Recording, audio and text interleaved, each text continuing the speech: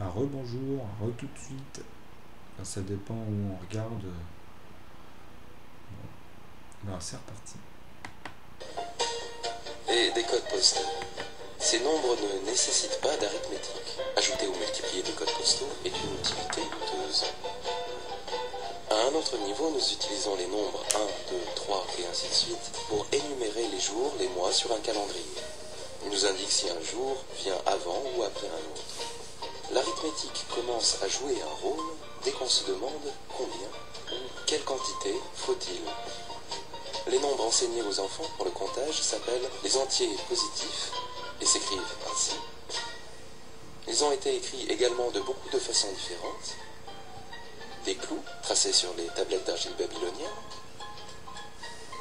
des marques à l'encre sur les papyrus égyptiens,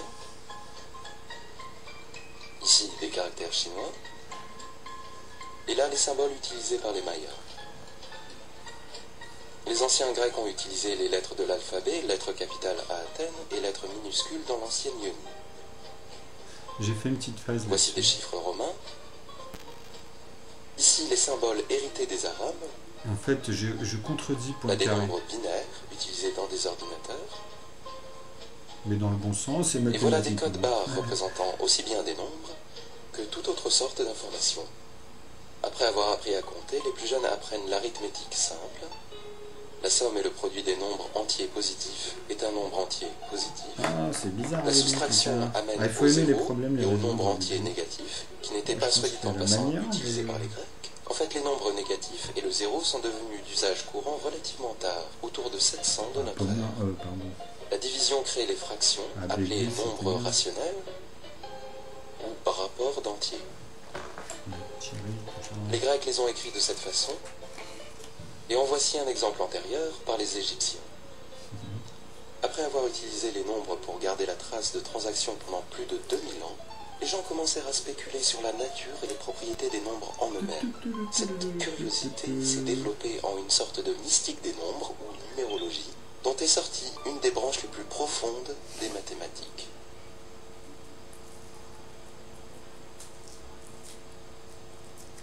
La théorie des nombres apparut autour de 600 avant notre ère, quand Pythagore et ses disciples étudièrent les propriétés des nombres entiers.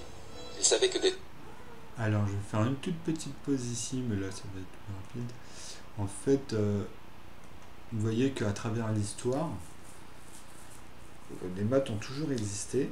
Bon, là, c'est embelli, hein, bien sûr, que c'est au niveau du bon sens, on va dire. C'est dans la bonne subjectivité. On regarde les choses de manière subjective. Donc bien sûr, c'est, on va dire, pour le bon état d'esprit. Mais en vrai, l'histoire a été plus hardcore qu'on l'imagine autour de ça. Il y a eu énormément de manipulations, etc. Mais bon, ça a la soif du pouvoir. La monstruosité est trop gentil, trop con. Pour ceux qui ne savent pas l'être, bah voilà, voilà. Enfin bref. C'était pour en venir qu'en fait, vous voyez qu'à travers tout ce qu'ils viennent de dire, les symboles, les différentes choses, de toute façon je mettrai le lien, ils sont connus, là vous allez en avoir quelques-uns, mais il y en a plusieurs. En fait, bah, c'est la traduction, comme j'ai expliqué, j'ai fait une phase là-dessus, en fait, sur la phase du rebail, sur le poste. En fait, c'était, comme j'expliquais, pour moi, en fait, les mathématiques, c'est simplement l'expression logique de nos sentiments. C'est tout. Enfin, je l'ai poussé un peu plus. Au bout du compte, c'est vrai qu'on s'est mis d'accord avec les gens, où on confronte à chaque fois pour se mettre d'accord, pour que ce soit un accord en commun, et qu'on s'impose à nous-mêmes, en fait, des règles, parce qu'on peut justement, dans chaque pays, vous voyez, ou dans chaque époque, avoir plusieurs formes pour exprimer une chose. Donc, on prend la plus pratique. Bon. Après, la culture entre en compte, effectivement, et c'est ça qui est joli par rapport à l'histoire, dans sa traçabilité, et on va dire même dans son rapport, de rapporter même entre nous dans les gens, ou par l'écrit, ou par les symboles, etc. Donc, les mathématiques, justement, ont permis à la science d'exister, en vrai. Et quand je parle de la science, c'est sa définition. Hein. Donc, c'est souvent on dit à quoi ça sert les chiffres, à quoi ça sert, les chiffres, Ça sert à quoi à votre avis? Qu'est-ce qu'on fait autour de vous là, les objets, tous les éléments, c'est des calculs, ça sert à créer tout simplement, à créer, à inventer. En fait, quand on dit créer, c'est un grand mot aussi, hein. On part pas de rien et on claque des doigts, hein. C'est ça le vrai sens du dictionnaire du créer, c'est partir de rien et claquer des doigts et faire quelque chose. Non, non. Nous, en fait, il y a un terme, là, il m'échappe, mais nous sommes que des artisans de ça. Nous prenons, nous mélangeons, nous modifions déjà des éléments, nous remarquons déjà ce que la nature elle fait et qui nous dépasse d'ailleurs et qu'on n'arrive même pas. Alors si on arrive à maîtriser en fait des énergies qui se passent autour de nous, ça serait complètement dingue, hein. Mais bon, en fait ça va venir très vite, hein. Moi je vous assure qu'avec le nœud, ils vont halluciner tellement c'est aberrant. Avec des outils effectivement au début pour en arriver, il faut s'en donner les moyens, etc. Mais une fois que les outils existent, on peut créer du chauffage juste dans l'air, comme ça, quand vous approchez d'une zone et vous sentez une chaleur, alors qu'il n'y a rien, il n'y a aucun objet. C'est juste ce sera comme des sprays qu'on va évaporiser et qui vont créer en fait, dans un moment donné, qu'on pourra déterminer ou non, après ça dépend de ce qu'on veut en faire, comment on maîtrise la chose, et donner une forme de chaleur qui est maîtrisée dans une surface donnée. Parce que c'est justement le mouvement de l'alchimie, ce sera comme ça qu'on aura remarqué et que les phénomènes entre eux, et en fait ben, on l'aura maîtrisé et on le poussera en fait tout simplement. Il suffit d'arriver, de voir comment ça se passe au niveau d'une source de chaleur et de reproduire le même phénomène en maîtrisant justement les polarités. Comme je dis, en fait, c'est souvent lié à la polarisation entre les atomes, puisqu'elles se repoussent aussi entre elles, etc. Donc il faut trouver en fait une combinaison qui vont créer en fait, on va dire, des... j'allais dire des molécules, mais c'est presque ça, oui, c'est des molécules qui vont contredire, en fait, qui vont isoler d'autres molécules et qui vont marcher et qui vont avoir un certain potentiel, tout simplement, et que ce potentiel-là, ben, c'est le même que ce qui se passe entre eux à l'intérieur avec les électrons, les neutrons, etc., mais c'est à une autre échelle, vous voyez. Donc là, après, dans ce volume-là, ben, tout ne pourra pas fonctionner en fait comme ça bon lui semble, mais nous justement on aura déterminé ce qui va se passer dans cet ensemble là et le reste autour bah, ça sera justement l'espace commun, l'espace qu'on retrouve habituellement et que ça s'évapore bien sûr dans le temps, que c'est un phénomène qui est maîtrisé. Donc ça moi j'en suis sûr que ça viendra et d'ailleurs on le fait déjà, mais c'est le Big Bang quoi. Enfin je veux dire c'est pas comme ça, mais on va dire, on va chercher plus à casser l'atome pour créer de l'atomique que de jouer avec, ou il nous cache peut-être des choses, ça j'en sais rien. Donc bon, après... Mais nous, on peut avoir ces notions-là, c'est garanti, puisqu'il ne faut pas être bête. C'est franchement, une fois qu'on voit déjà ce qu'ils nous disent et ce qui est faisable, il y a des choses que quand même on répète sans s'en rendre compte et on ne voit pas tous les phénomènes derrière. Si justement on met simplement certaines conditions. Et ils le font par moment, mais ils passent à côté en fait, hein. Mais bon, après ça c'est toujours pareil. Bah, tant mieux pour nous quelque part. Parce que bah voilà, ça aurait peut-être évité que par exemple Hitler ait des choses plus hardcore, ou en fait bref, on rentre dans des trucs un peu compliqués, mais c'est vrai que les armes nucléaires et tout, c'est quand même... L'histoire, ça peut être chaud. Mais tout simplement, voilà, pour dire que ce sont simplement des traductions de sentiments qui amènent à la logique et cette maîtrise-là dans le langage entre plusieurs personnes et s'y retrouver, tout simplement. Tonalité musicale pouvait être reliée à des rapports de et nombre les ondes sentis. aussi. Par exemple, cette tonalité à 440 vibrations par seconde est 1 octave inférieure à celle-ci. De toute façon, à l'infrarouge, 880 les vibrations ondes, par tout seconde. ça, c'était Ils déjà ont cru que étonnant tout que dans les l'univers objets communiquaient entretenait entre un eux et lien que secret bon, nous, on avec des était rapports soi-disant de nombre limités. entiers. En découvrant portes ces de secrets, réveil. toutes les choses J'aime pas s'accorderaient alors en une grande ça va harmonie, changer. la musique des sphères.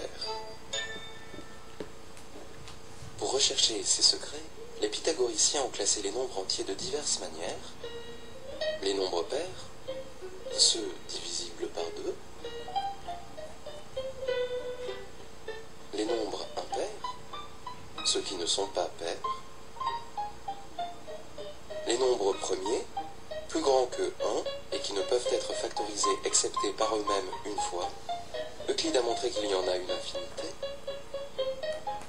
Les nombres composés, plus grands que 1 et qui ne sont pas premiers. Les Grecs ont su que chaque nombre composé est un produit de nombres premiers. Les nombres premiers sont les premières pierres de l'édifice mathématique. Les Grecs auraient été stupéfaits d'apprendre que les nombres premiers un jour seraient utilisés en cryptographie et dans le codage et le décodage de messages envoyés vers d'autres planètes. Les Grecs ont aussi introduit les nombres parfaits, qui sont égaux à la somme de leurs diviseurs plus petits. Les deux premiers nombres parfaits sont 6 et 28. Les deux suivants sont 496 et 8128. Bien qu'Euclide ait su produire des nombres parfaits pairs, seuls quelques-uns d'entre eux sont connus explicitement. Et en ce début de XXIe siècle, on ne sait pas s'il y a un nombre parfait impair. Par arrangement d'objets comme des tuiles de mosaïque dans des modèles polygonaux, les Grecs ont lié nombre et géométrie. Ce diagramme illustre des nombres triangulaires, obtenus en arrangeant des objets pour former des motifs triangulaires. Les nombres carrés forment des motifs carrés.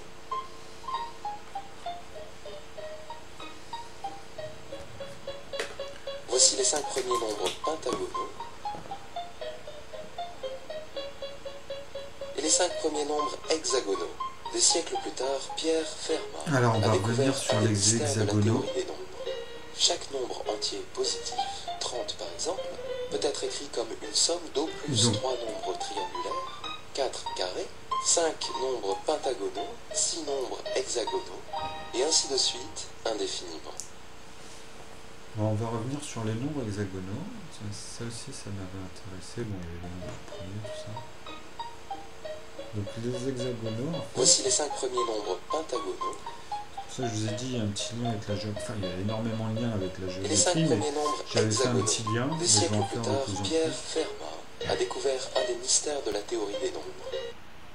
Donc là, on va revenir sur ça. Donc ici, vous avez très bien compris le principe. Hein. Donc à partir de là, voilà. Et ça, c'est bon, on le voit nulle part. Hein. Moi, ça, c'est la première fois. De toute façon, après, effectivement, comme je dis, chacun pourra dire ce qu'il veut. Mais au bout du compte, ils vont vraiment remarquer que là, tout ce qui se passe, c'est quand même pas si commun que ça.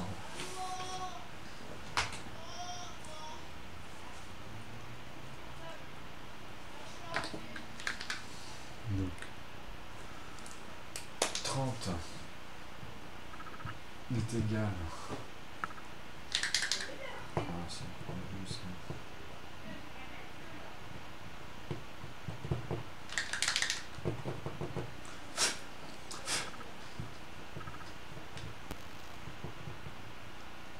Le temps que ça prend.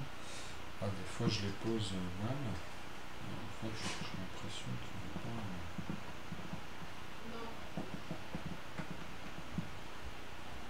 Voilà. Bon. Donc 30 est égal à 10 plus 10 plus 10. Donc il a mis ça, c'est les trois nombres triangulaires. Donc c'est trois nombres triangulaires.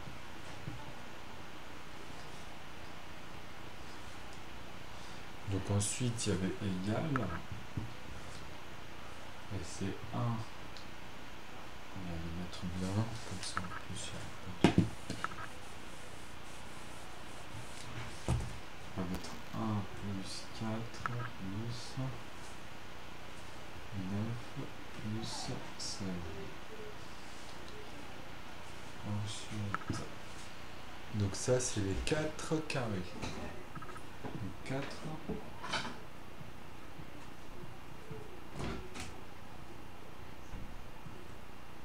carrés. Donc 1 plus 1. Bon là c'est simplifié. En fait le plus diminutif, ce qui est bien, c'est que ça permet après de rentrer dans le nœud ou de faire plus compliqué. Moi justement, j'associe tout. Donc même ici, j'ai une petite erreur. Et en fait, des fois, ça s'allonge et j'ai plus de place pour noter. Donc c'est pas grave, on les mettra à côté.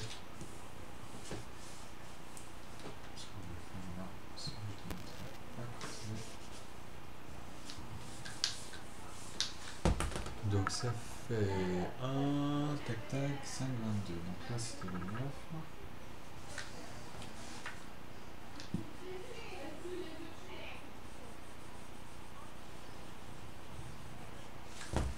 Donc le 9. Et ici on a dit c'est 1 encore, plus 1, plus 1, 5, plus 22. Et celui-ci, le dernier, c'est 3, 1, plus 1, plus 1, plus 6, plus 6, plus 15.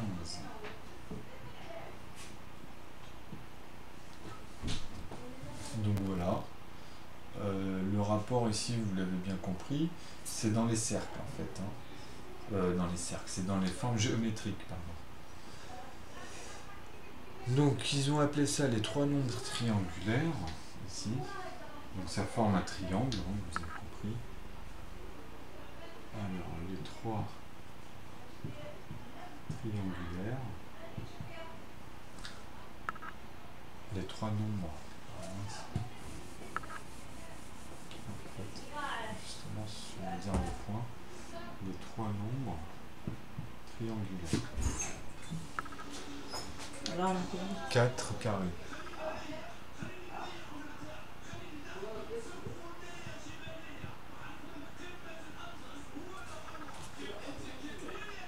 Oh, d'accord.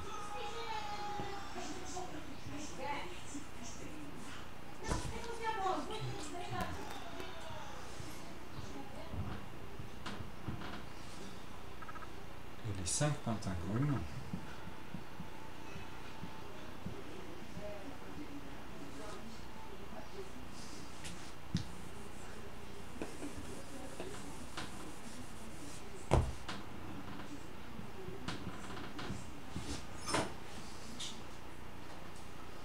Les 5 pentagonaux et les 6 hexagonaux.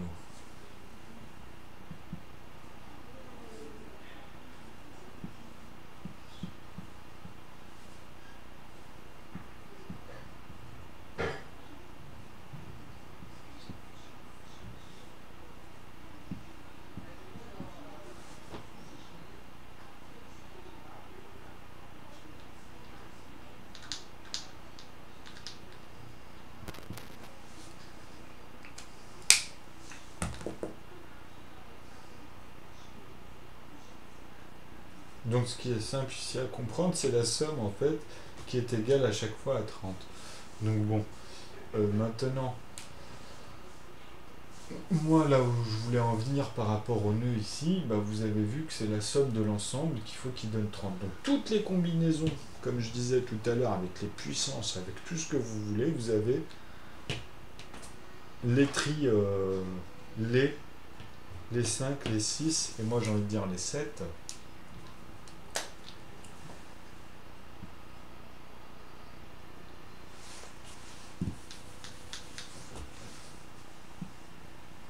Alors les 7, les 8, les 9.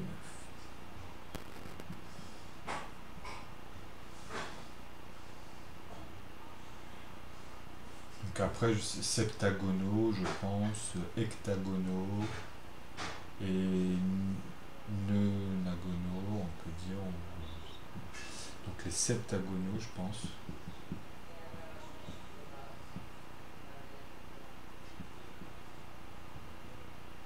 Il y a un U, un E, on va rectifier. Hecta, donc hectagonaux.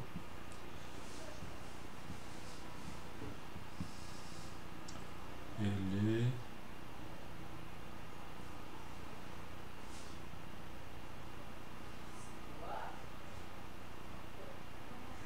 les appeler les méga.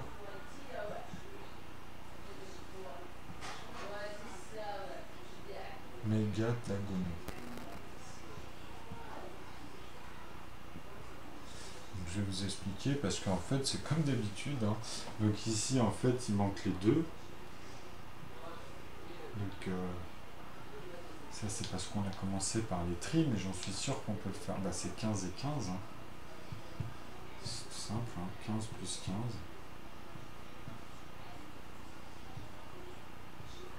Donc ceux-là ce seront les deux.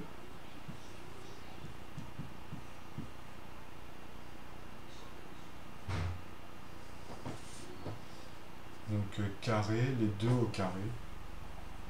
On pourrait dire 2 au carré.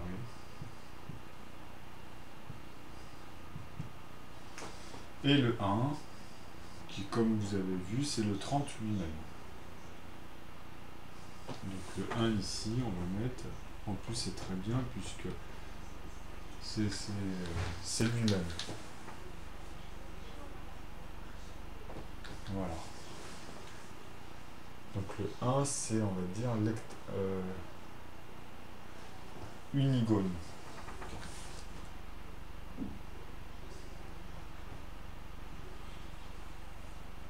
Donc celui-ci justement il unifie, unigone. Unitagone. Gono, pardon. Unitagone. Alors je vais vérifier ça. Ouais, c'est sans eux, parce que justement, je crois que ça, c'est une règle dans les trucs comme ça. Alors, hop. On remarque avec les mots spécifiques, en fait, sur un mesure.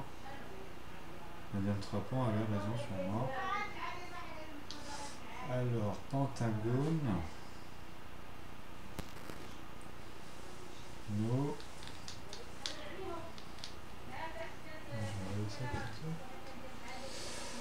Donc voilà, vous avez vu. Donc à partir de là, bah, vous avez vu, c'est pareil, hein, la 30-30, c'est qu'au début on a l'impression comment il va faire, qu'est-ce qui se passe. Moi j'ai pas l'habitude, c'est la première fois que je revois tout ça. Hein.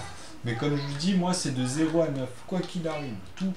Tout sera basé là-dessus, et comme je vous ai posé des choses sur à mesure, je pense que maintenant, même pour vous, ça va être de plus en plus simple, et je peux vous dire qu'on peut tout voir avec les 10 doigts. Mais tout ce mécanisme. Mais ça, je le ferai au fur et à mesure à la fin. Parce que justement, ça fait quand même beaucoup de choses à voir en même temps. Donc j'y vais par étapes, mais j'y reviens. Vous en faites pas, j'ai l'habitude, j'ai remarqué depuis l'année dernière, c'est des réflexes. Parce que de toute façon, c'est comme ça. C'est dans la tête, c'est comme ça que ça se forme en fait. Hein. Donc même moi, ça ne me donne pas le choix, c'est un constat. Donc c'est tant mieux. Donc en fait, on va découper en 7 parties en fait ce résultat-là.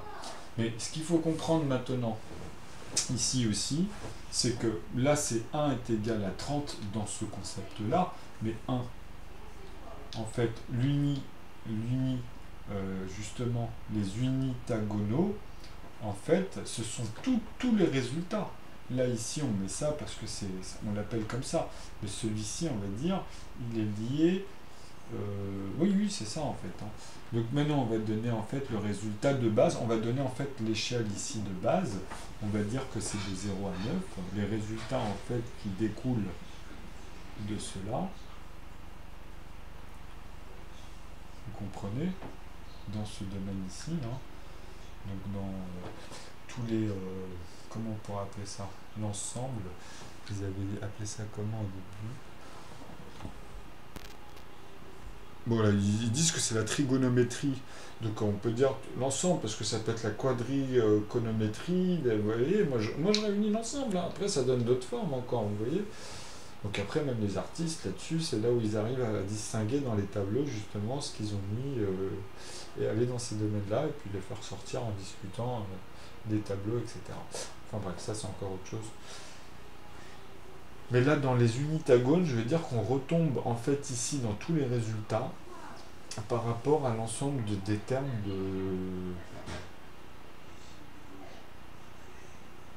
tous ces... en fait, en tout ce qui est métrique, symétrique, parce que c'est lié à la symétrie, mais Donc tous les résultats en fait. Alors on va réécouter, peut-être que ça va m'aider. Nombres pentagonaux. Les vocabulaires c'est important pour Et les 5 comprendre premiers nombres hexagonaux. Des siècles plus tard, Pierre Fermat a découvert un des mystères de la théorie des nombres. Chaque nombre entier positif, 30 par exemple, peut être écrit comme une somme d'au plus 3 nombres triangulaires, 4 carrés, 5 nombres pentagonaux, 6 nombres hexagonaux, et ainsi de suite, indéfiniment.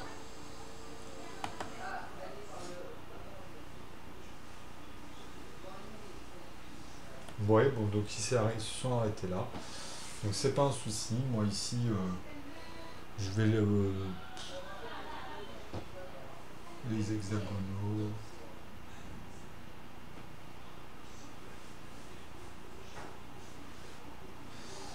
Bah, on peut dire que c'est la relation. En fait, voilà, ça c'est la relation. Pardon. La relation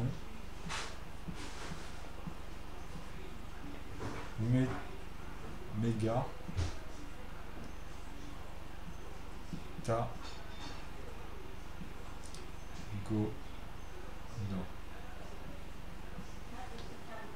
mégatagono, la relation mégatagono, donc justement des neufs, vous voyez, qui vont former en fait toutes les formes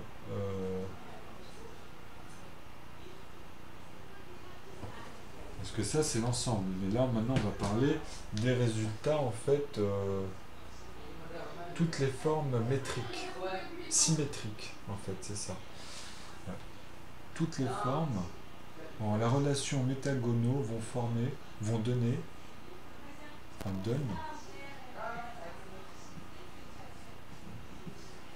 donne les symétriques, les symétries, les symétries.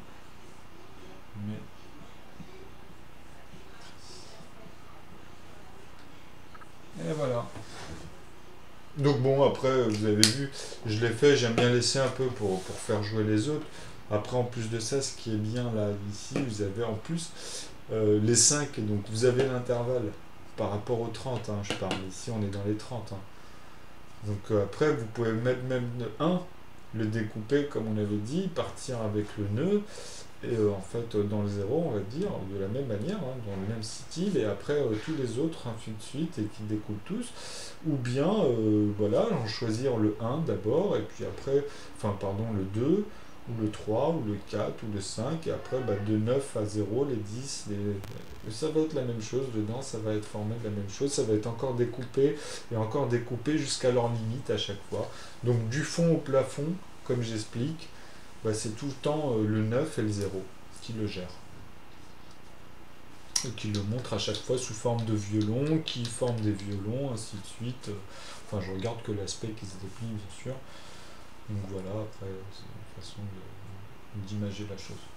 Donc voilà, après, vous avez vu, ça c'est simple. Bon, on va continuer. Donc, le théorème... Un lien plus profond avec la géométrie provient du théorème Donc le lien plus profond, voilà, de Pythagore. Dans n'importe quel triangle rectangle, le carré de l'hypoténuse est égal à la somme des carrés des 12 autres côtés. En d'autres termes, la somme des aires des deux petits carrés bleus est égale à l'aire du grand carré. C'est-à-dire que l'air, c'est comme une gomme ou un truc mou, les Babybel à l'époque. On va dire que tu le fais en forme de carré parfait, tu prends un carré, mais c'est 1 cm sur 1 cm partout. Et après, ce bout-là, t'en fais ce que tu veux et t'as le même niveau.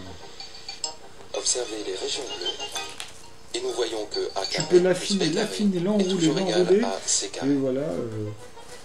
Quand chacun des 3 côtés d'un triangle rectangle est plus fin jusqu'au nom visible dans la tête, après avec les chiffres, puisqu'une fois que vous avez tout, 3, 4 et 5. Ce que vous pouvez faire, vous continuez.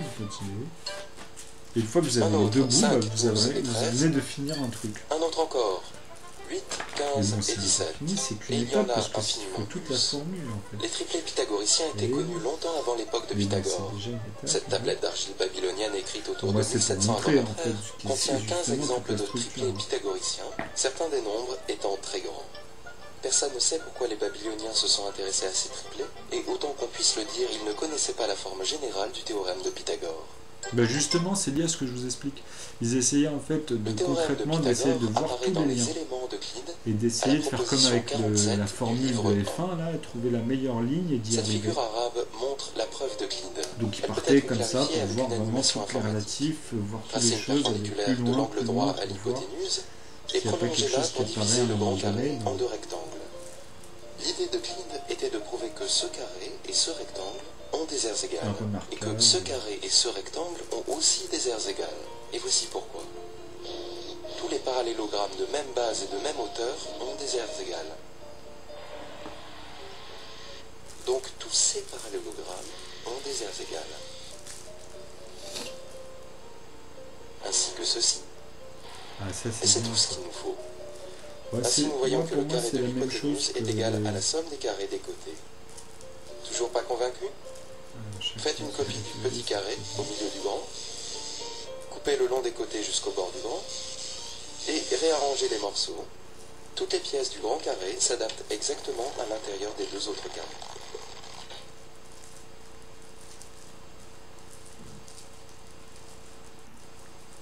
Les pythagoriciens croyaient que tout dans l'univers, y compris les longueurs des segments, pouvait être relié à des rapports d'entiers. Cette croyance a été bouleversée quand ils ont calculé la diagonale d'un carré de côté.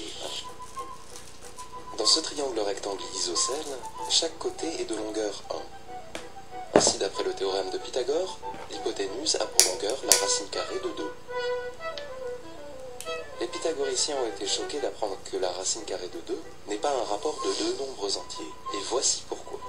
Si la racine carrée de 2 est un tel rapport, alors un certain multiple entier de racine de 2 est un nombre entier. Prenez ce triangle rectangle isocèle et dilatez-le par les facteurs entiers 2, 3, 4 et ainsi de suite, jusqu'à ce que vous arriviez au plus petit triangle possible avec pour hypoténuse un nombre entier. Nous allons maintenant en trouver un plus petit avec la même propriété et voici comment. Tracez cet arc. Cette distance est un nombre entier et celle-ci aussi. Tracez cette perpendiculaire à l'hypoténuse. Ces deux angles sont égaux et ces deux côtés aussi. Et ces deux côtés aussi sont égaux car ils sont tangents à l'arc de cercle issu du même point. Ainsi, ceci est un entier et donc ceci aussi. Nous avons maintenant un triangle rectangle isocèle dont les longueurs de chaque côté sont des nombres entiers plus petits que le plus petit possible, ce qui est absurde. Ainsi, supposer que la racine carrée de 2 est rationnelle nous conduit à une contradiction manifeste. Par conséquent, la racine carrée de 2 est irrationnelle.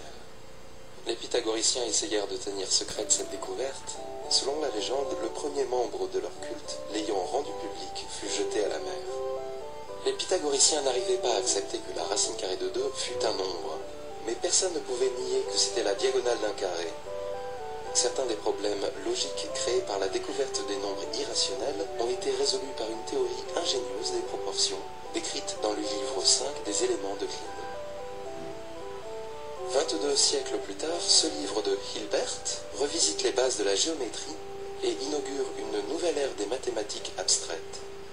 Hilbert a montré que le théorème de Pythagore, qui a précipité le conflit antique entre l'arithmétique et la géométrie, joue également un rôle clé dans sa résolution. Ainsi, le théorème de Pythagore pour les triangles rectangles est un repère important dans l'histoire des mathématiques. Tournons-nous maintenant vers un autre repère clé de celle-ci, qui a à voir avec les cercles. La circonférence de n'importe quel cercle vaut un peu plus de 3 fois son diamètre. Le rapport de la circonférence sur le diamètre est le même pour tous les cercles. Le rapport exact est une constante fondamentale de la nature, notée par la lettre grecque pi. L'aire d'un disque circulaire est un certain nombre de fois le carré de son rayon. Ce facteur est une autre constante fondamentale de la nature. Surprise, c'est le même nombre pi. Pour voir pourquoi ceci est vrai, Déroulez la moitié de la circonférence comme repère. Divisez le disque en un nombre pair de tranches égales. Et réarrangez-les pour former une sorte de parallélogramme de même aire que le disque. En prenant de plus en plus de tranches, de plus en plus fines, le parallélogramme ressemble de plus en plus à un rectangle, de base πr et de hauteur r, et dont l'aire est πr carré. Cette découverte profonde a été faite par Archimède, le plus grand mathématicien de l'Antiquité. Voici une autre méthode. Divisez le disque en anneaux concentriques, déroulez-les et empilez-les ainsi.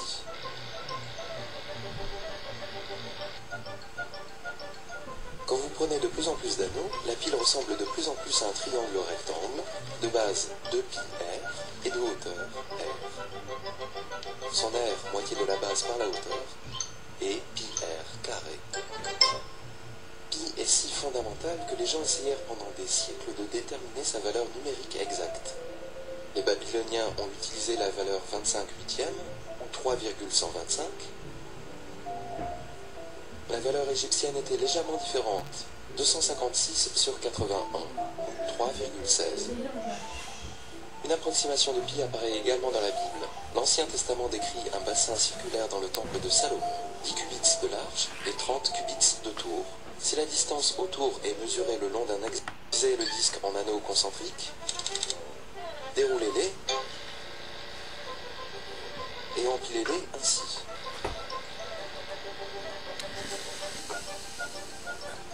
Quand vous prenez de plus en plus d'anneaux, la pile ressemble de plus en plus à un triangle rectangle, de base 2πr et de hauteur r. Son aire, moitié de la base par la hauteur, est πr carré.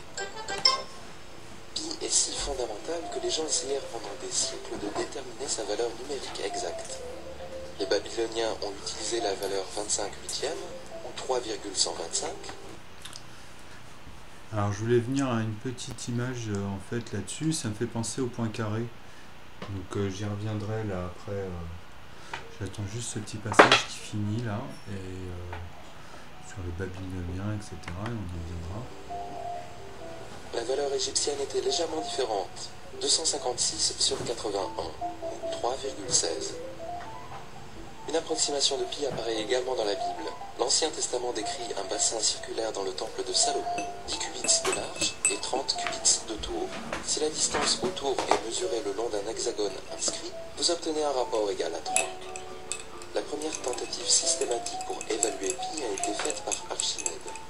Il a obtenu des valeurs approchées en employant des polygones réguliers intérieurs et extérieurs à un cercle. Quand on compare le périmètre de cet hexagone intérieur à la circonférence du cercle, nous constatons que pi est un peu plus grand que 3. L'hexagone intérieur peut être dilaté d'un facteur 2/3 de la racine carrée de 3 pour former cet hexagone extérieur, tangent au cercle. Comparons encore les périmètres, et nous constatons que pi vaut moins de 2 fois la racine carrée de 3. Archimède a continué à doubler le nombre de côtés jusqu'à ce qu'il ait atteint un polygone ayant 96 côtés. Il a finalement trouvé ces deux limites inférieures et supérieures pour pi. La limite supérieure, 22/7, est encore utilisée aujourd'hui comme une approximation simple de pi. Pendant des siècles, différentes cultures ont raffiné la méthode d'Archimède en prenant un nombre de plus en plus grand de doublements. Les Chinois ont trouvé une fraction simple, 355/113, qui donne 6 décimales de pi. Ils ont détenu le record du monde pendant plus de 1000 ans, jusqu'à ce que l'utilisation des chiffres arabes ait fourni des méthodes nettement supérieures pour faire des calculs. Les gens se sont demandé pendant longtemps si pi était une fraction exacte, comme 22/7. Un rapport de deux nombres entiers, appelé un nombre rationnel, a toujours un motif répétitif dans son développement. Alors justement, les rapports entiers entre les nombres irrationnels avec justement le côté rationnel, on va y revenir, c'est ce que j'expliquais tout à l'heure. Donc là justement, là il vient en fait à 22/7 de pi. Donc justement, eux, ce qu'ils sont en train d'expliquer là, c'est qu'avec pi, ça ne fonctionne pas. Alors attendez, on va maintenant revenir tout doucement En fait, là, voilà, les Babyloniens, voilà, c'est pour ça que les étapes, ils y arrivaient petit à petit. Ainsi, d'après le théorème de Pythagore, Ouais, donc bon, ceci c'est des bon. nombres.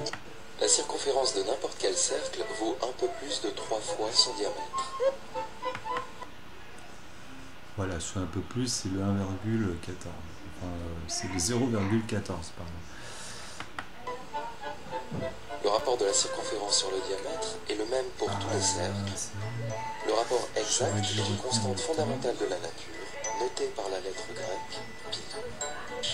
L'aire d'un disque circulaire est un certain nombre de fois le carré. Oui, sur l'air. En fait, vous voyez un exemple parfait par rapport aux puissances et aux nombres. Ben là, regardez, vous avez vu. Donc l'air, c'est en plus, ce qui est beau, c'est que c'est à l'intérieur du volume.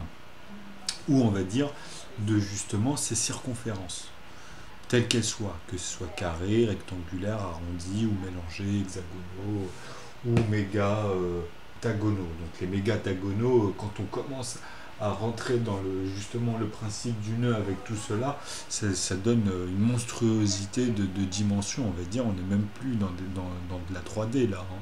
C'est ça qu'il faut comprendre. Hein. Donc à partir de là, justement, là où je voulais en venir, c'est que les aires, en fait, quoi qu'il arrive, seront toujours égales. C'est exactement la même chose. C'est là où on a la chance avec le principe des unités et les principes parallèles des unités et de leur puissance. Donc c'est leur degré et puis leur nombre, etc.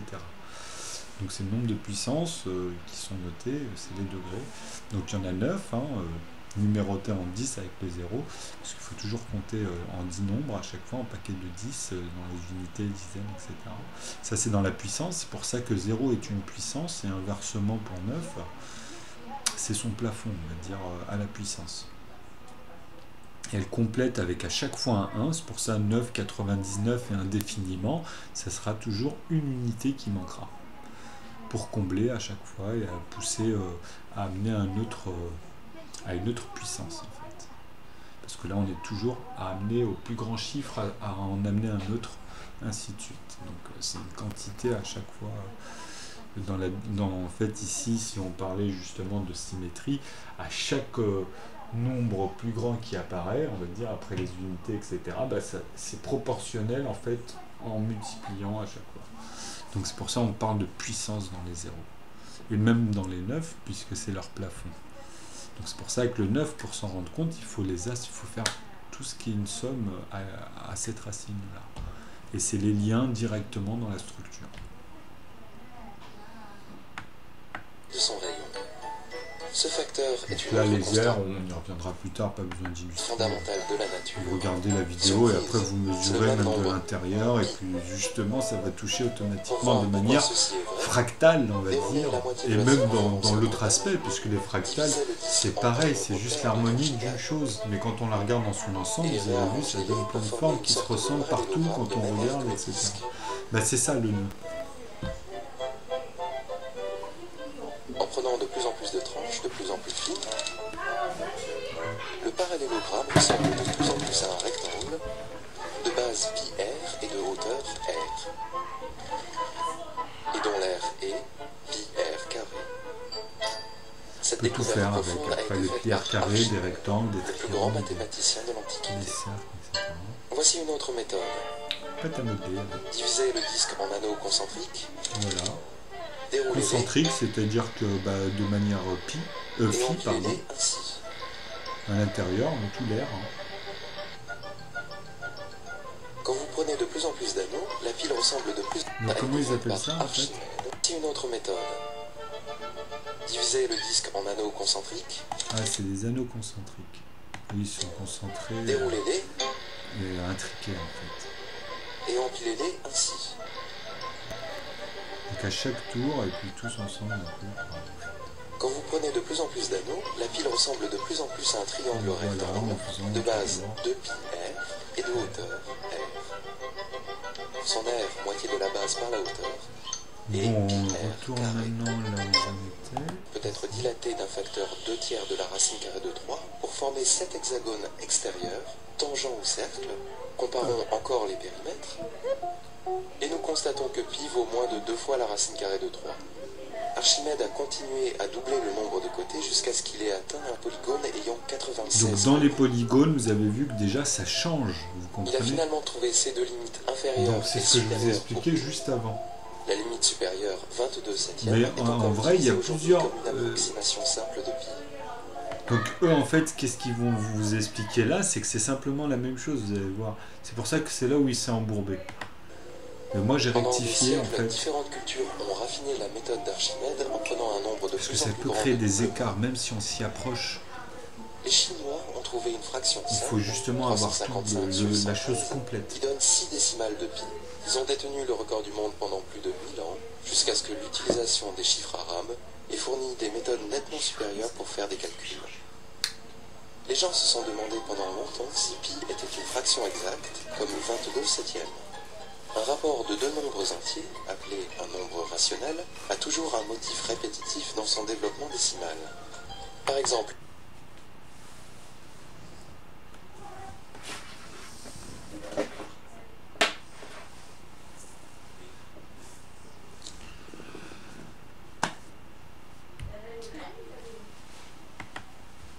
est encore utilisé aujourd'hui comme une approximation simple de pi.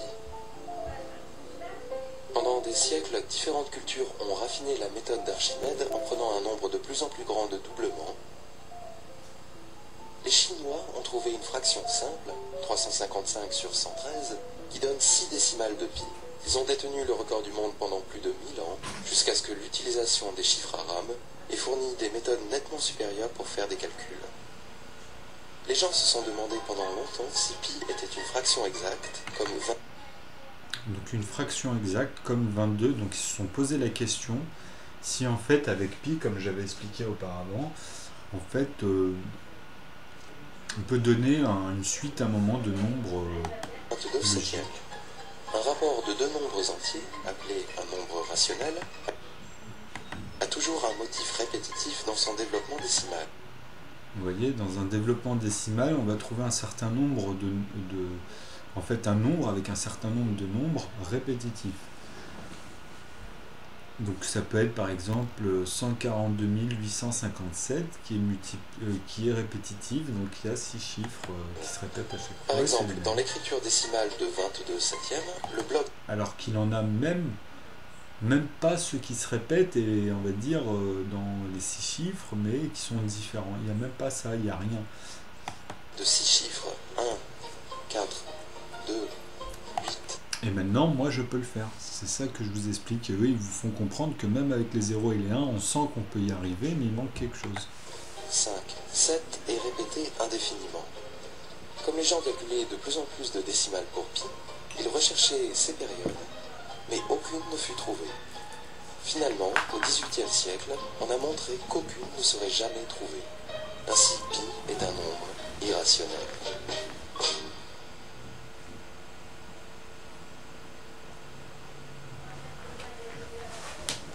Le mot trigonométrie vient de mesure des triangles en grec.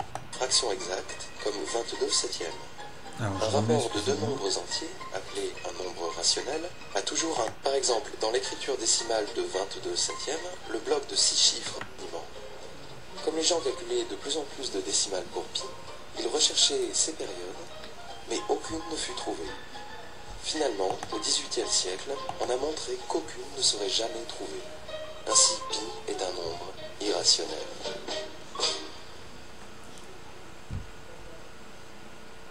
Mais on peut le rendre rationnel, comme je vous ai expliqué. Voilà, c'était ça. Le mot Je me suis trigonométrie dit, s'il y a vient un mot de qui mesure m'échappe des ou j'ai triangles mal en entendu. grec.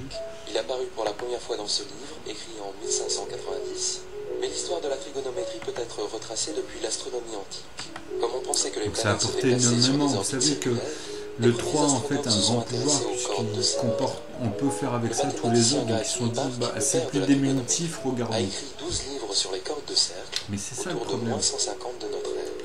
Ils ont gravité Cet à chaque ouvrage fois, est ils ont maintenant gravité, mais ils n'ont plusieurs pas cherché nécessités ont survécu dans à l'Almageste, glisser en fait avec les plus écrit hauts par Claude Ptolémée et environ faire le 300 ans lien et après. en se basant toujours sur le plus haut. L'Almageste, avec les éléments d'Euclide, est un des grands chefs-d'œuvre produits dans l'antique Alexandrie. Un magnifique centre Et de ça culture suffit pas, c'est vrai qu'il hellénistique. faut converser. Une ville fondée par Alexandre le Grand, après sa conquête de l'Égypte, en 331. Il faut comprendre le passage de la preuve par 9, la Un rendre chapitre de la illimitée, et à Algeste partir est un de tableau là, de oui, Grande-Sèvres. là, Ceci, oui, là on aujourd'hui, commence. s'appellerait un tableau des sinus. C'est, on va dire, la première En lumière, trigonométrie le premier moderne, les déclic sinus apparaissent comme de rapport de son côté de apparition. triangle rectangle. Le sinus de l'angle T est le rapport du côté opposé à l'hypoténuse, et le cosinus de T est le rapport du côté adjacent à l'hypoténuse. Bon, ça, on va passer La l'hypothèse. trigonométrie emploie ces rapports pour étudier les triangles rectangles. Après que le calcul infinitésimal soit devenu une branche des mathématiques, on a constaté que les sinus et les cosinus jouaient aussi un rôle fondamental pour Mais tu n'enlèves pas la analyser le manette, la mouvement première, la vibratoire, 9. le roulement d'une Vous bille la au fond d'une débranchez pas cuvette, jusqu'à temps qu'elle soit... l'oscillation d'une masse au bout d'un ressort, charger l'autre avec. des vagues sur l'eau, Ah oui, mais... des ondes sonores, Impression que... des ondes radio, et la théorie ondulatoire de la lumière. Tout ce que nous voyons ou entendons nous atteint par des ondes qui peuvent être analysées avec des sinus et des cosinus. Les mathématiques des sinus et des cosinus nous aident à mieux comprendre le monde où nous vivons.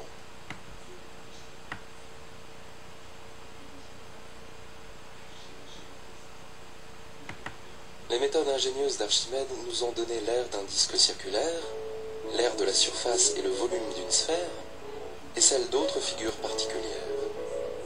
Le développement ultérieur de ces méthodes a dû attendre 18 siècles, jusqu'à ce que la langue algébrique devienne une partie des mathématiques. Stimulé par l'invention de l'imprimerie autour de 1438, un changement lent mais révolutionnaire du développement des mathématiques a commencé au XVe siècle. Les lourds chiffres romains ont été graduellement remplacés par les chiffres indo-arabes. Un symbole pour zéro a été créé, et la notation décimale est devenue commune. Pendant cette même période, de brillants mathématiciens italiens ont trouvé les solutions des équations algébriques de degrés 3 et 4. Cela provoqua une grande activité et encouragea l'adoption de ce nouveau langage.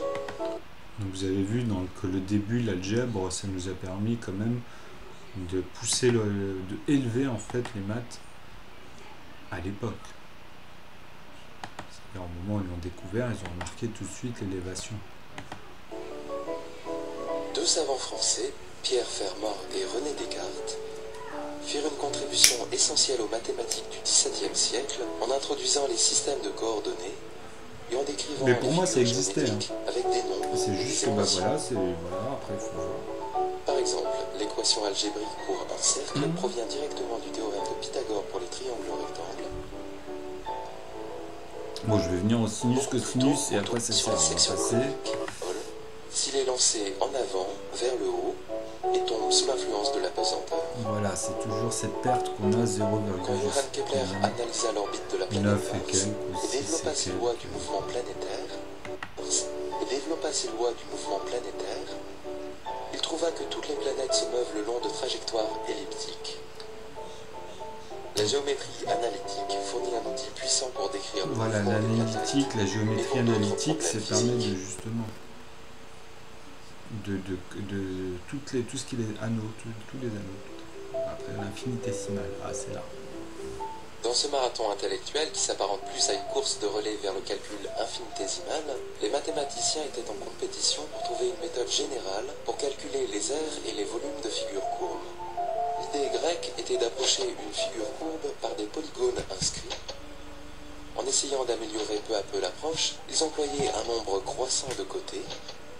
Cette méthode grecque antique s'appelle la méthode d'exhaustion.